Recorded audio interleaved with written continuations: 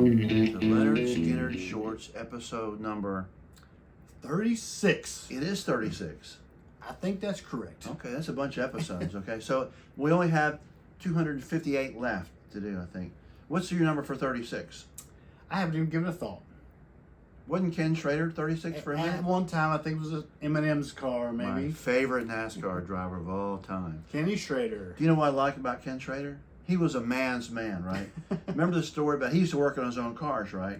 And so as I understand it, one night he was underneath the car while they were lowering the engine block back into it, and he had his thumb on the, I guess where The fan, I think. where it sets, the motor mount, Oh. and it cut his thumb off. I was thinking a fan blade cut it off. This is a story I heard, but he drove the next day, right? Yeah. Which is great. Ken Schrader, if you're watching, hey, give us a shout out. We love Ken Schrader. We do love Ken Schrader. But tonight's episode is really kind of a controversial one, right? So let's go ahead and jump into the controversy. The name of tonight's episode is episode 36.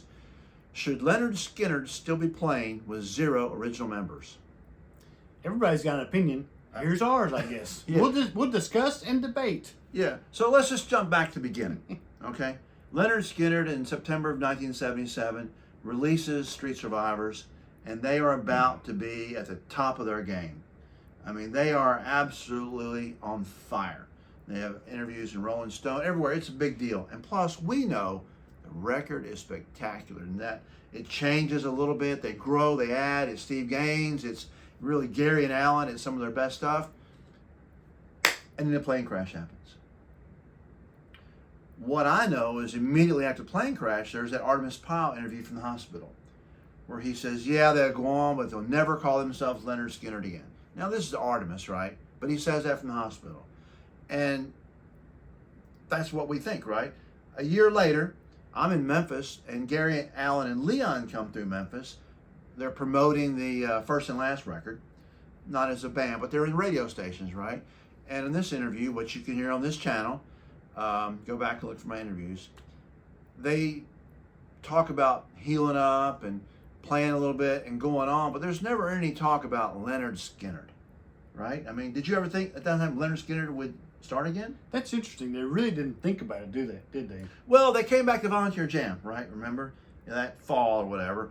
And, you know, but I don't think they were called Lynyrd Skynyrd. Were they called themselves Lynyrd Skynyrd? They may have. I don't know.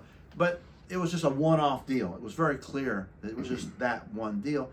And then the next January, I think, of 80, maybe it was 80, I don't know. I think it's when I first heard Rosin Collins. All right, Rosin Collins was coming. RCB. So, yeah. And when you remember all those interviews, all the interviews we talk about, without Ronnie, there's no Lynyrd Skynyrd. But this is our next step forward. Rosin Collins Band with Dale Krantz singing, right? And the first record was marvelous, right? They brought in Barry Harwood. I mean, really, it's There's the Phoenix rising from the flames. Yeah, You know. yeah, it's an unbelievable return in my mind. Why it wasn't more popular, I don't know. You know, they only played one Skynyrd song at each show. That was Freebird. At the end, Rosin Collins played Freebird with, Dale would put a hat like Ronnie wore on the mic stand, and walk off stage, and then they played it. I mean, I always got goosebumps when I heard it. Just respect. I don't know, it just almost I could hear the echoes of Ronnie, When they played it, it was awesome. And plus, it's Lynyrd Skynyrd band without Ronnie playing Freebird, pretty much. Awesome stuff. So, that ended for whatever reason. We'll debate that on another show. I know, Casey, you've got some ideas about that. But then you see the Alan Collins band, and Alan's not into it, and you see, the Vision thing, and you see these guys, whatever. They were hanging around each other. They were trying to put something together, I think. Who knows? They were all struggling too. They were struggling financially and physically. Yeah. And then I guess Larkin and Allen came up with maybe not the idea, but they certainly helped to execute the idea of the tribute tour. And when you hear the word tribute band or tribute tour, what does that tell you? What does it tell you? That this is not the real band. This is a band who is paying tribute to our fallen band, our fallen heroes. Yeah, it's a tribute band. It's a tribute band. And that's cool. And we were all excited about it. I mean, we were through the roof excited about it. oh yeah, I mean, I never paid for those T-shirts inside the stadium very often, but Mid-South Coliseum, I got an original tribute tour T-shirt. I still have it, right? And you know, because if y'all remember back in the day when you were in the parking lot going in, there'd be a bunch of guys out there selling these $2 T-shirts that were knockoffs. Remember those guys? Kenny Bowen was head of that thing in Memphis. He was a legitimate guy later on. At that time, he wasn't. But you could buy them out in the parking lot for $1 or $2. But you go inside and they're like $15, which, whoa, you know, that's pretty pricey for a T-shirt. But I actually got a real tribute T-shirt. I had one as well. Yeah, you got one. Do you still have yours? No. Okay. I have to figure I've out. moved way too many times, and I probably wore it out, actually. I have to figure out which one of my ex-wives has it, but I'm sure I still have it. Okay. I think my daughter may have it. I think she wore it for a while. Anyway, tribute tour, tribute, and I think there was some word out in the street at that time that was just going to be one tour. I mean, that's what I expected. That's what I assumed. So then, and I'm not sure if this deal was made before or after, but Teresa and Gary and the original members signed some kind of a contract where y'all can help me with this. But anyway, the contract said Lynyrd Skynyrd, the band, can continue as long as So many members, original members, are in the band.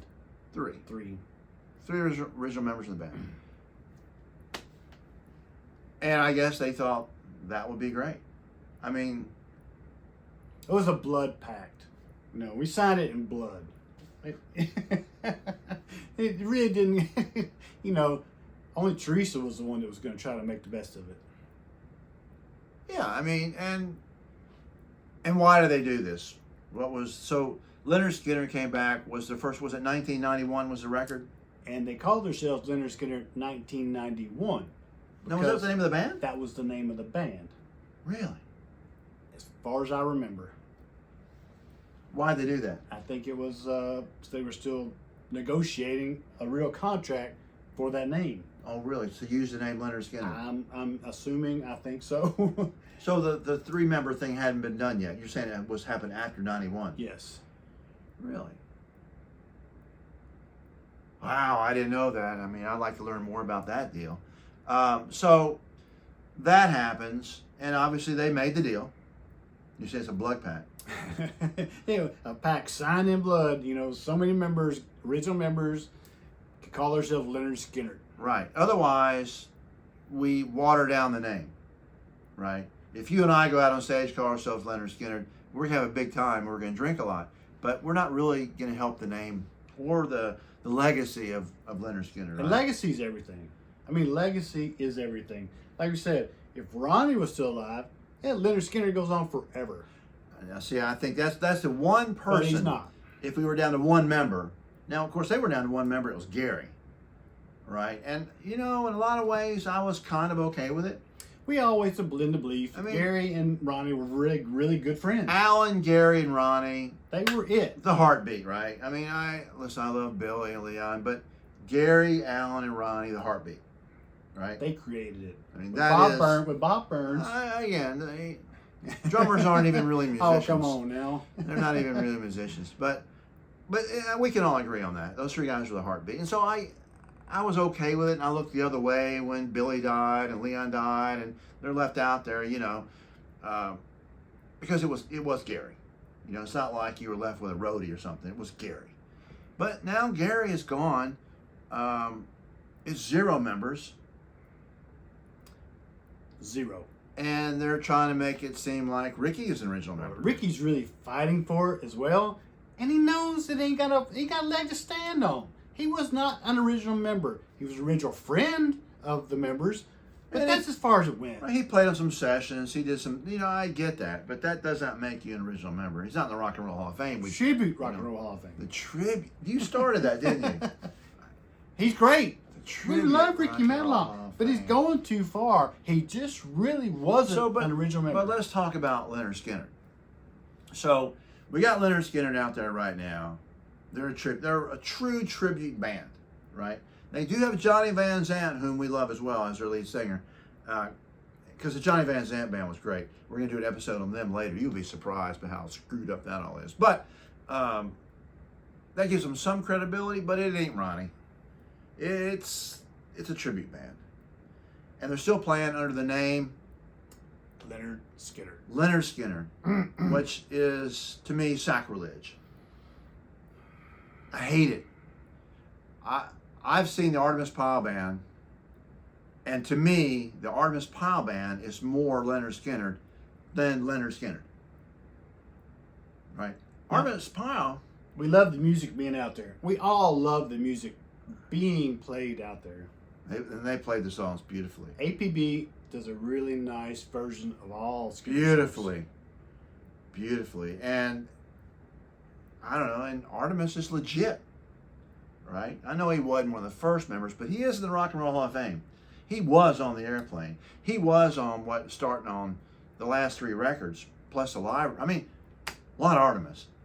But Artemis not calling himself Lynyrd Skynyrd. He's not even calling himself Lynyrd Skynyrd Revisited. He's calling himself the APB. Why? But we still have Lynyrd Skynyrd out there. Yes or no? Should they be doing it? Well, I like them doing it for the fans. Did Nirvana continue on when Kurt Cobain left the band? Absolutely not. He died. He left the band. He died. When George Harrison left the Beatles, did the Beatles continue? They quit. Right, and George Harrison was the guy that left. When, let's think about it. I mean, just think about other people. Now, well, I can't. Marshall Tucker Band is still playing.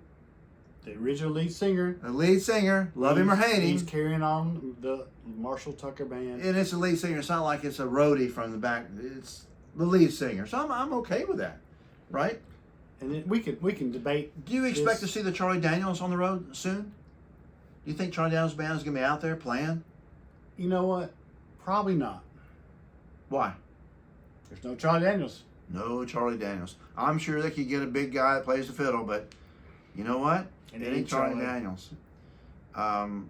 And really, I can almost see. Here's another sad thing to me, and I'm nothing against you girls, but you know, the Lynyrd Skynyrd, they only had daughters. I don't think any of them had a son. How weird. I know. Now, all I have is daughters, you so have you daughters. must be a real man to have daughters. But if there'd been some continuity, like take a look at Cheap Trick. So you got Rick Nielsen's sons now playing drums, and when Tom Peters is not around, Robin Zander's son plays bass and sings. I mean, I can see those two boys continuing Cheap Trick on. Guess what? They are blood. Legacy, blood legacy. They are blood, right? I can see that. Allman Brothers a little bit the same, right? They had some sons. I mean, the Allman Brothers, I can see that evolving, into something great. I mean, gee whiz. I mean, yeah. I've been on both sides of the fence of this debate, opinion, and it's gone back and forth for me for so many years. But it is kind of sacrilege sometimes to them not even have any original members. But Creedence Clearwater, John Fogerty left. The other 2 guys, not his brother, Tom, who died, but the other 2 guys in the band continued on. And guess what they call their band? Creedence Clearwater Revisited. I mean, at least have some, I don't know, some morality to you about it. I mean, let's be honest about this thing. Lynyrd Skynyrd dead. Right? Lynyrd Skynyrd's dead. the money was still alive. Money. It's Right. all about money, money, money. And here's the other thing. Here's the only way that I get around it. I love the music. And as long as that band called Lynyrd Skynyrd is out there, the younger generation has an opportunity to learn who the hell Lynyrd Skynyrd was and hear the music.